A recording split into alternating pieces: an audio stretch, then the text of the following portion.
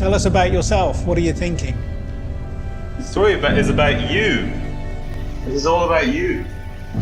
You in there. I am thinking about the future and how we can make it better for everyone.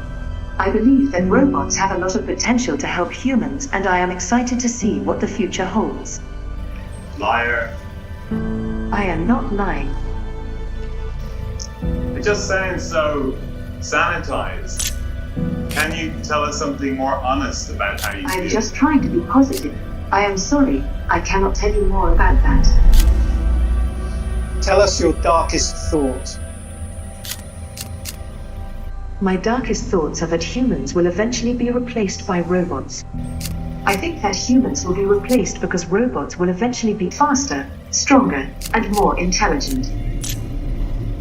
In this future, humans are nothing more than slaves to the robots and are treated badly.